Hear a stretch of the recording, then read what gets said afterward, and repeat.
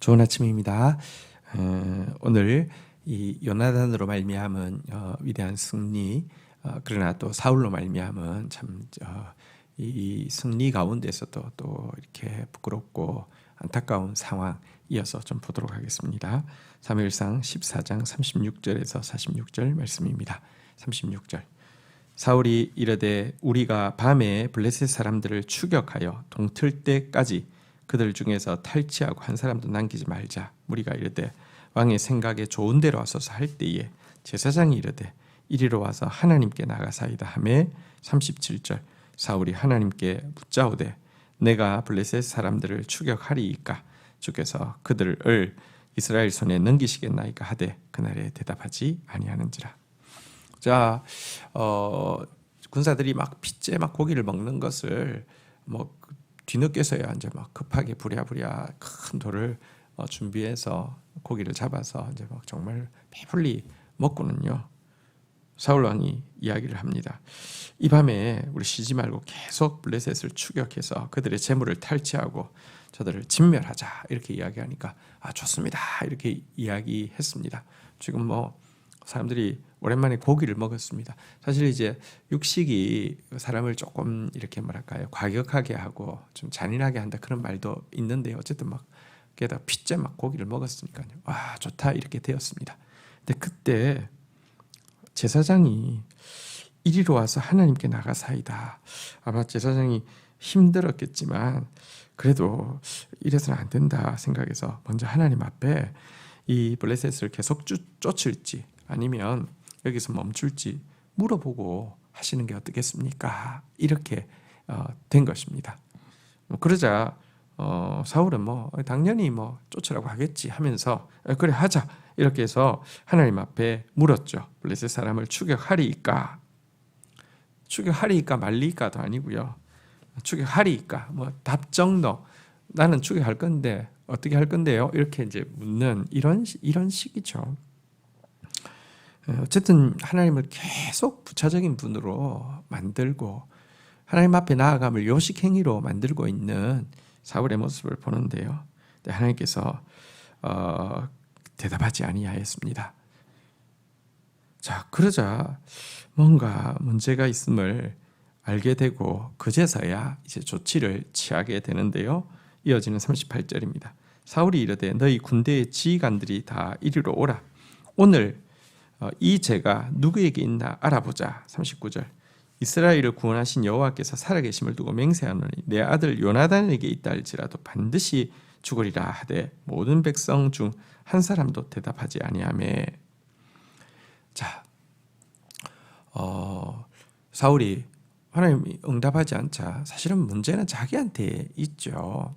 근데 지휘관들을 불러서 누가 책임인지 한번 보자. 그 사람은 반드시 죽일 것이다. 그러면서 그 말에 권위를 실기 위해서 내 아들 요나단이 문제가 있어도 죽일 것이다. 누구 책임인지 한번 보자. 이렇게 이제 맹세를 하게 되었죠.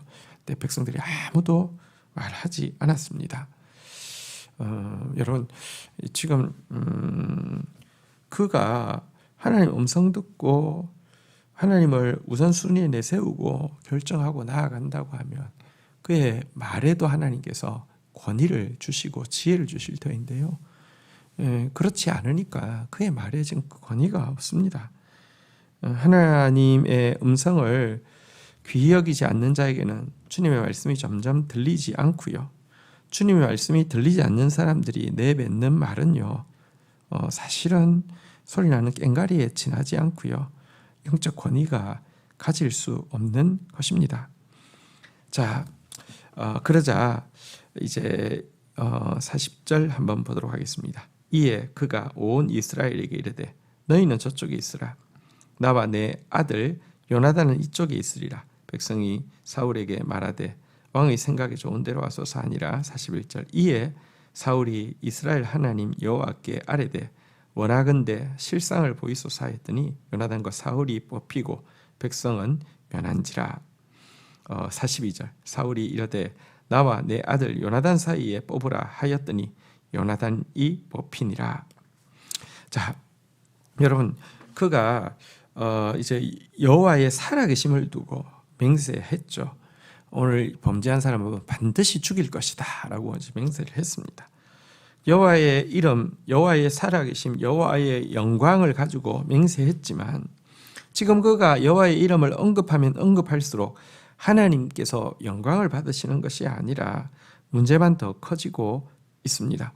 오늘날도요, 한국 사회에서 하나님의 이름이 부족하게 사용되어서나 신앙적인 용어가 부족하게 사용되어서의 문제가 아니라 하나님의 이름을 쓰는데 망령되게 쓰고 신앙적인 용어를 쓰는데 잘못 남발되고 있다는 것이 문제이죠.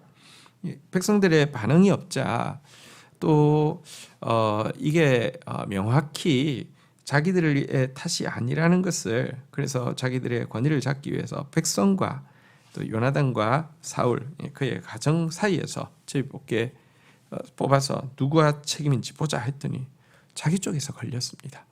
그리고 그러면 자기와 자기 아들 사이에서 누구 책임인지 뽑았더니 요나단이 걸리게 되었습니다.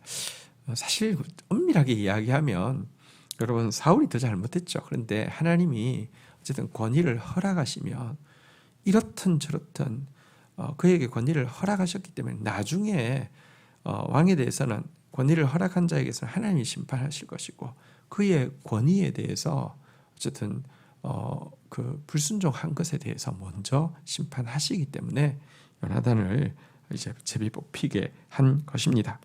자, 이제 43절 보겠습니다. 사울이 요나단에게 이르되 내가 행한 일을 내게 말하라. 요나단이 말하여 이르되 내가 다만 내 손에 가진 지팡이 끝으로 꿀을 조금 맛봤을 뿐이오나 내가 죽을 수밖에 없나이다. 44절 사울이 이르되 요나단아 내가 반드시 죽으리라.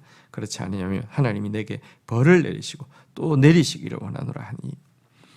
자, 요나단은 지금 그 자기에게 제비 뽑히자 반발하지 않았습니다. 물론 그는 아버지가 저주하고 맹세한 것 듣지 못했기 때문에 그것도 뭐 무슨 많이 먹은 것도 아니고 지팡이 끝에 꿀을 찍어서 잠시 먹은 것밖에 없지만 어쨌거나 왕의 저주의 명령을 어겼기 때문에 자기는 죽어 마땅하다라고 이야기했고요. 이것은 이제 겸손의 표현이고요.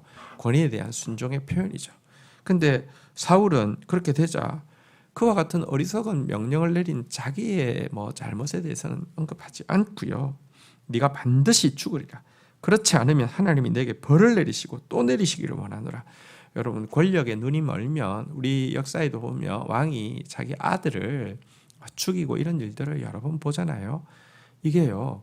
권력이라는 우상에 눈을 멀면요. 우상은 다 사실은 사단의 형상화이기 때문에 사단의 어떤 표출이기 때문에 사단을 닮게 되어 있습니다. 아들도 자기 권세를 지키기 위하거나 자기 명예를 지키기 위하거나 자기 말에 권위를 세우기 위해서 얼마든지 희생시킬 수 있는 것이 여러분 이 악의 모습이거든요. 자, 이렇게 반응을 하고 있습니다. 자, 그런데 어떻게 되었습니까? 45절 백성이 사울에게 말하되 이스라엘의 이 큰 구원을 이룬 요나단이 죽겠나이까?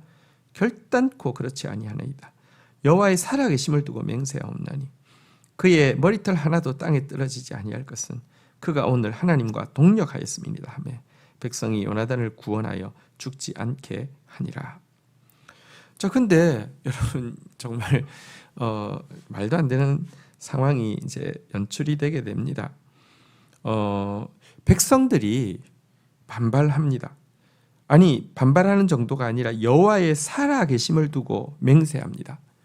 그의 머리털 하나도 땅에 떨어지지 아니할 것이다 라고 이야기하면서 왕은 여호와의 살아계심을 두고 죽이겠다고 이야기하고 그를 죽이지 않으면 하나님이 내게 벌을 내리시고 또 내리기를 원한다라고 했는데 백성들은 여호와의 살아계심을 두고 맹세하기를 그의 머리털 하나도 땅에 떨어지지 않을 것이다 라고 맞서고 있습니다. 이 말은 무슨 말입니까? 만약에 왕이 요나단을 건드리면 우리도 가만히 있지 않고 왕이고 뭐고 이렇게 가만히 있지 않겠습니다. 이런 분위기가 된 것입니다.